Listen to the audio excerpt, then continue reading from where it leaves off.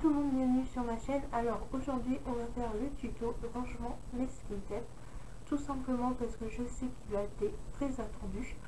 Et ce rangement, on ne le garde pas en rouleau, même si les rouleaux c'est beau tout ça, mais ça prend énormément de place au fur et à mesure, surtout si vous êtes une fan de masking tape comme moi. C'est mal parti. Donc pour faire ce rangement, j'ai voulu changer, je voulais minimiser mon espace parce que moi je suis sur un bureau dans une pièce, mais la pièce ne fait pas qu'effet d'être ma scrap room, elle fait plusieurs choses comme les autres fois. Donc du coup j'ai voulu minimiser les choses et je pense qu'il y en a beaucoup qui recherchent à chaque fois des rangements pour minimiser soit leur scrap room parce qu'il y a trop de matériel, ou soit parce que vous n'avez pas beaucoup de place comme moi et vous avez décidé de ne pas trop vous espacer dans votre matériel. Donc on va voir ensemble un petit tuto super sympa et rapide à faire.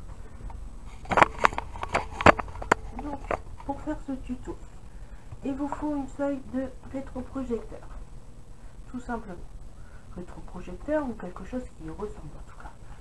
Il vous faut bien sûr votre papier ou une paire de ciseaux, n'importe, tout simple.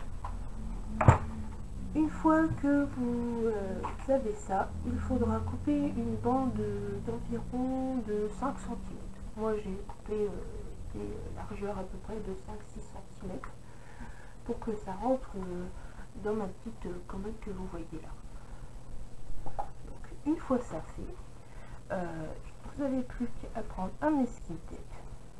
Alors vous le décollez, vous posez, et après vous n'avez plus qu'à enrouler tout le tour, comme ceci, votre rouleau de masking tape.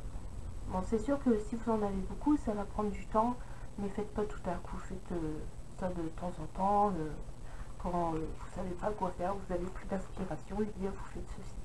Si le rouleau est trop gros, soit vous le laissez en rouleau, soit vous faites plusieurs morceaux.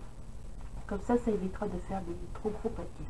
Donc voilà, je mets ça de côté, je vais vous montrer un petit peu ce que ça a donné chez moi par ici. Donc les petits rouleaux comme ça ici, évitez de les faire parce que c'est la galère à les faire, ils sont pas très larges. Pareil, évitez genre ces masking tape là, parce que souvent à la longue ils vont se décoller sur votre feuille de rétroprojecteur. Je sais pas pourquoi, mais c'est comme ça. Évitez tout ce qui est rouleau à paillettes, ça va pas marcher parce que ça se décolle au fur et à mesure. En fait, voilà. Là ici vous avez l'autocollant déjà fait, mais ça va se décoller. Il y en a certains, il n'y a que l'autocollant qui s'enlève en deux parties, pareil, ça va pas fonctionner. Donc là il faut les laisser en grande partie comme ça. Bon, c'est des à paillettes, on s'en sert pas forcément tout le temps, sauf si on est fan de paillettes. Mais là, moi, il est rempli et c'est nickel. Mais vous voyez, ici j'en ai fait pas mal. Et dans mes tiroirs, c'est comme ça. Et ça me prend moins de place parce que je pouvais pas mettre tous mes rouleaux.